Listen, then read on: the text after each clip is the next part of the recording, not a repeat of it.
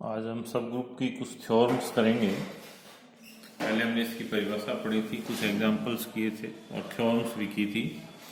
आज हम इसके आगे करेंगे। पहली थ्योरम है कि किसी ग्रुप के जी के किन्हीं दो उपग्रुपों का सर्वनिष्ठ ग्रुप जी का उपग्रुप होता है।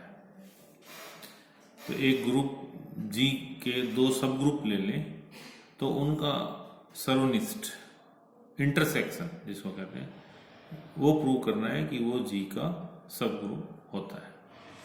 तो इसमें हमने माना H1 तथा H2 ग्रुप जी के दो उपग्रुप हैं। दो उपग्रुप ले लिए हमने जी के। अब क्योंकि जी एक ग्रुप है तो ये ग्रुप की चारों प्रॉपर्टीज को संतुष्ट करेगा। Closure property, associative property, existence of identity, existence of inverse. तो जी में तत्समक अवयव ई होगा। H1 तथा H2 दोनों में विद्यमान है, जो कि दोनों में, क्योंकि ये इसके उपग्रुप है तो ये इसमें दोनों में विद्यमान है। अतः H1 इंटरसेक्शन H2 एक अरिक्त समुच्चय है। ये सबसे पहले किसी को भी ग्रुप प्रूव करना हो तो सबसे पहले ये प्रूव करते हैं कि वो एक अरिक्त समुच्चय है। इसके लिए हमने जी एक ग्रुप है तो उसमें तत्समक अवयव होगा, और H1 H2 ग्रुप जी के दो उपग्रुप हैं तो इसमें भी, जैसे ये जी ले लिया हमने,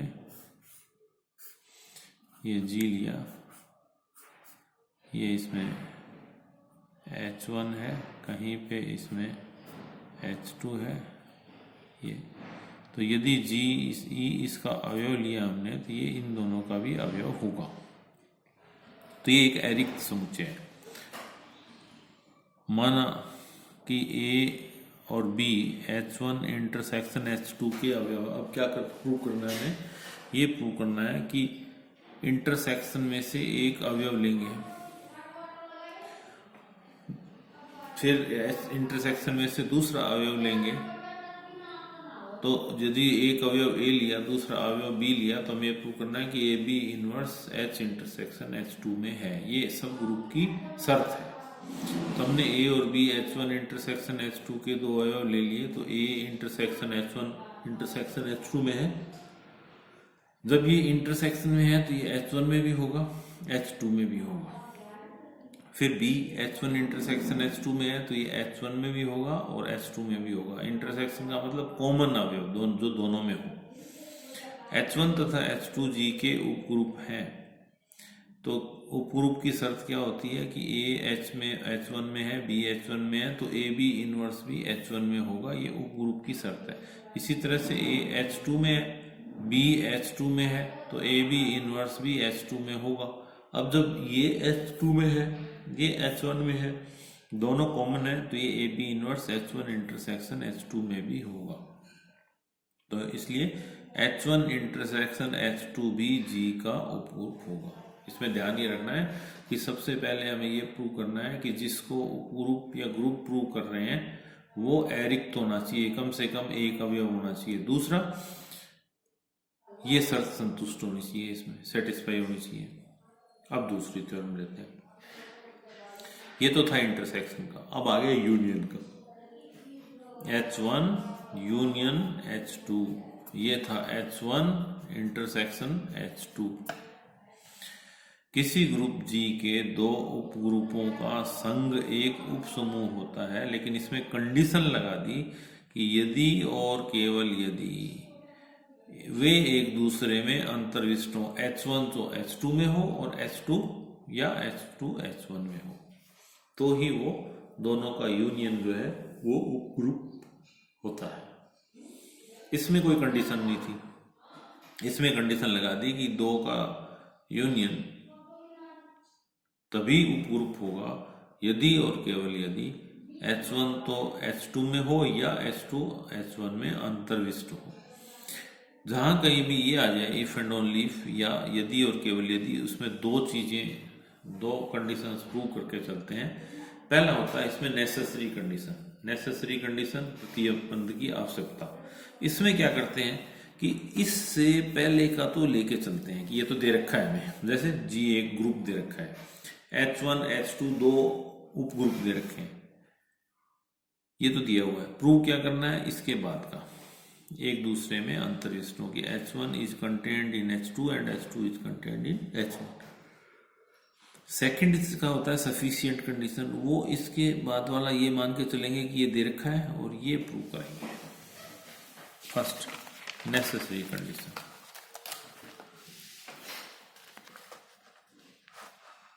नेसेसरी कंडीशन में ये लेके चलते हैं कि G एक ग्रुप है, H1 तथा H2 इसके दो उपग्रुप हैं, तथा H1 यूनियन H2 भी G का उपग्रुप है। ये दे रखा है, एक तो ये दे रखा है कि G एक ग्रुप है, H1 H2 दो उसके उपग्रुप हैं, तथा H1 यूनियन H2 भी G का उपग्रुप है। ये तो दे रखा है। सिद्ध करना है इसमें कि H1 H2 में अंतर्विष्ट है या H2 H1 में अंतर्विष्ट है।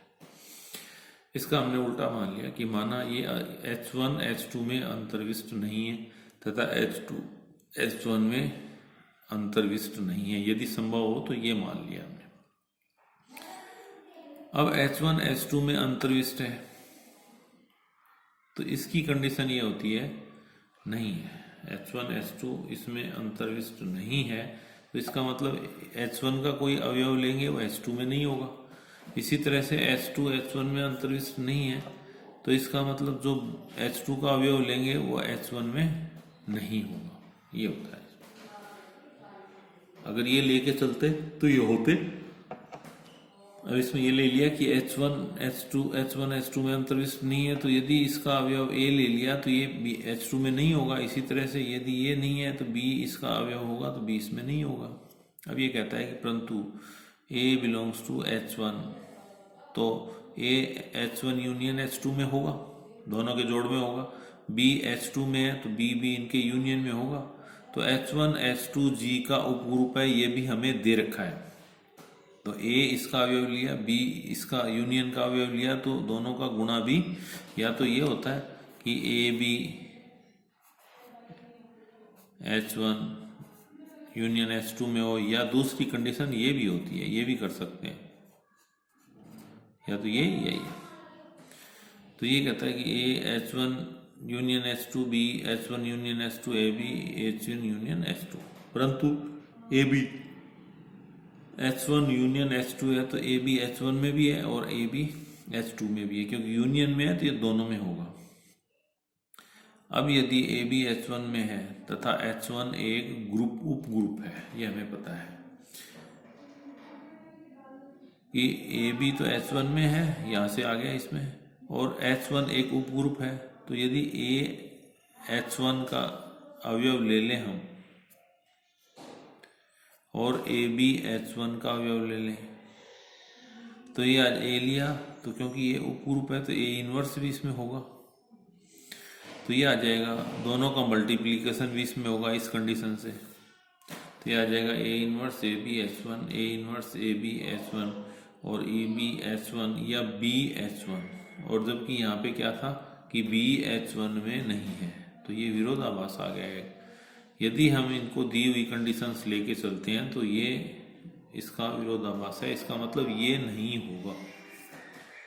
फिर इसी तरह से AB H2 का अवयव है और H2 उपग्रुप है, तो AB H2 में ले लिया, B इसका एक अवयव ले लिया, तो हम लिखते हैं AB, जब B होगा H2 में तो H2 उपग्रुप है तो B इनवर्स भी H2 में होगा, तो ये आ जाएगा AB B inverse H2, A B inverse H2, A belongs to H2, जबकि यहाँ पे दे रखा है कि A H2 में नहीं है, इसका मतलब ये भी विरोधाभास आ गया। तो ये भी इसमें जो लिया है वो गलत है, इसका मतलब H1 तो H2 में है और या H2 H1 में है। ये तो हुआ इसका एक कंडीशन। दूसरी है पर्याप्त प्रतिबंध या सफिशिएंट कंडीशन, उसमें इफ एंड ओनली इफ के बाद का लेके चलते हैं। तो इफ एंड ओनली इफ में दे रखा है, उसके बाद में दे रखा है कि H1 is contained in H2 and H2 is contained in H1, H1 H2 में निहित है और H2 H1 में निहित है। सिद्ध कर रहा है कि H1 यूनियन H2 G का उपग्रुप है। H1 H1 H2 में अंतर्निहित है, तो ये हो जाएगा कि दोनों को यूनियन बनाए तो ये बड़ा होता है, ये इस तरह से H2 दे रखा है, ये H1 दे रखा है, तो ये हो जाएगा H1 union H2 is equal to H2। इसी तरह से ये दूसरा लिया, H2 अंतर्निहित है H1 में, तो H1 union H2 is equal to H1। H1 तथा H2 G के उपग्रुप हैं, अतः इनका यूनियन भी G का उपग्रुप होगा। जिस किसी में भी इफ एंड ओनली इफ आता है उसमें ये ध्यान रखना है कि दो शर्तें लेके चलेंगे, एक तो नेसेसरी कंडीशन, एक सफिशिएंट कंडीशन। इसी तरह की दूसरी प्रमेय, उसमें भी ऐसा ही दे रखा है इफ एंड ओनली, यदि H तथा K किसी समूह G के कोई दो उपसमूह हों तो H के समूह G का उपसमूह होगा यदि और केवल यदि, if and only if HK is equal to KH। ये कहता है कि H G का उपग्रुप है, K G का उपग्रुप है, दोनों का मल्टीप्लिकेशन G का उपग्रुप होगा यदि और केवल यदि HK का मान KH हो। तो इसमें भी पहला लेके चलते हैं प्रतिबंध की आवश्यकता, नेसेसरी कंडीशन। नेसेसरी कंडीशन में इससे पहले का लेके चलेंगे, G ग्रुप दे रखा है, H और K उसके G के उपग्रुप हैं तथा HK भी G का उपग्रुप है। सिद्ध ये करना है कि HK is equal to KH, ये हमें दे रखा है यहाँ तक कि H और K G के उपग्रुप है और HK G का उपग्रुप है। सिद्ध करना है HK is equal to KH। अब इसमें H ले लिया H का अवयव, K ले लिया K का अवयव, क्योंकि H जो ग्रुप होगा उसमें होंगे H1 H2 H3 इस तरह के, और K जो ग्रुप होगा उसमें होंगे K1 K2 K3 K4 इस तरह का। तो H ले लिया H में, K ले लिया K में, तो H G का उपग्रुप है तो इसमें इन्वर्स भी होगा, तो H इन्वर्स H में, K इन्वर्स K में। HK के अवयव होंगे HK, जहाँ पे पहला अवयव तो है इसमें H का और दूसरा अवयव है इसमें K का। H inverse belongs to H, K inverse belongs to K is equal to H inverse K inverse belongs to H के, दोनों को मल्टीप्लाई कर दिया। अब ये क्योंकि उपग्रुप है तो कोई अवयव यदि इसमें है तो उसका इनवर्स भी इसमें होगा, तो H inverse K inverse belongs to H के, इनवर्स खोल दें तो KH बिलोंग्स टू HK। ये कहता है कि H belongs to H, K belongs to K, तो जो KH है KH बिलोंग्स टू KH, और यहाँ पे इसमें आ गया KH बिलोंग्स टू HK, तो इसका मतलब KH is equal to HK।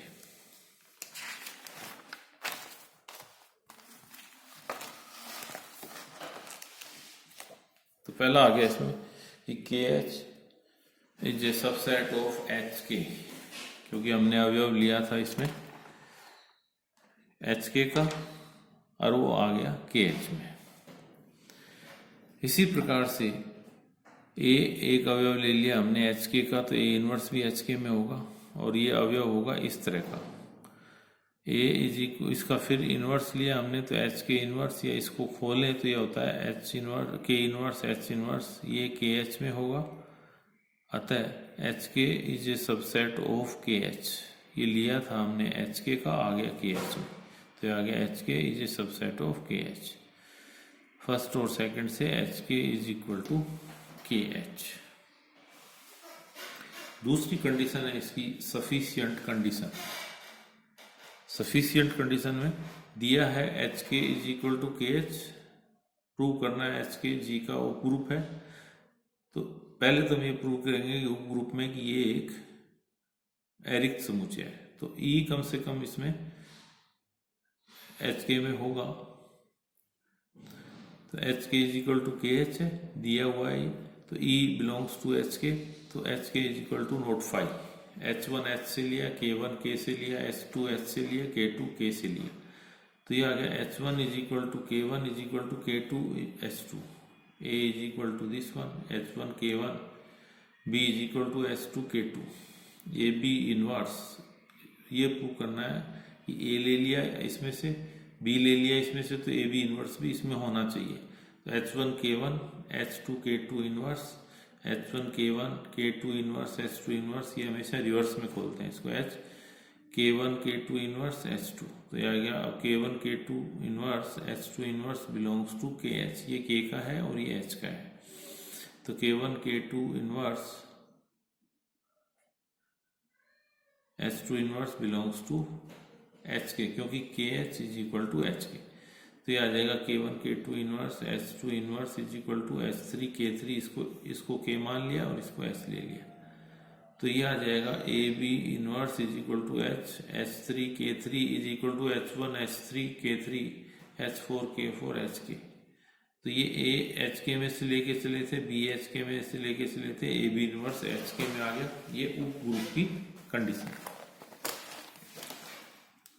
अब इसका एक एग्जांपल देखते हैं। सिद्ध कीजिए कि H समूह G का उप समूह है। इसमें करना है हमें कि दो अवयव ले लें, हम इसके जो सेट दे रखा है उसके दो अवयव ले लें, इसमें से ये घटा दें, यदि वो भी इसका अवयव है तो ये उप समूह होता है। पहले तो ये है कि इसमें ये अवयव दे रखा है, इसका मतलब ये रिक्त समुच्चय है। X1 X2 belongs to H, X1 ये अवयव ले लिया, X2 ये अवयव ले लिया, X1 माइनस X2 का मान निकाला हमने, ये आ गया, ये भी एक नंबर है Q में से, ये भी Q में से, तो इसका मतलब X1 भी H में है, X2 भी H में, दोनों का अंतर भी H में है, तो ये एक उपग्रुप है, ये भी एक उपग्रुप की कंडीशन है। सिद्ध कीजिए किसी पूर्णांक m के पूर्णांकीय गुणजों का समुच्चय mz पूर्णांकों के ग्रुप z का उपग्रुप होता है, यानी कि mz जो है वो इसका z का उपग्रुप होगा। तो mz क्या होगा, mz का अवयव होगा mn की फॉर्म में, m तो सबसे मल्टीप्लाई होगा, z में से n लेते रहेंगे, 1 2 0 1 2 3 4 5 ये। अब इसको ये है कि ये एक एरिक समुच्चय हो गया, H एक एरिक समुच्चय हो गया। फिर इसके दो अवयव लिए हमने H के, एक तो ले लिया x एक y, और वो दोनों होंगे इस फॉर्म में, एक तो हो गया RS MR, दूसरा हो गया MS, क्योंकि m सब में मल्टीप्लाई होगा। x minus y is equal to m, R minus s, R z में से पूर्णांक है, S पूर्णांक में से, दोनों का अंतर भी पूर्णांक में होगा, तो x minus y belongs to H, ये इसका उप ग्रुप होगा।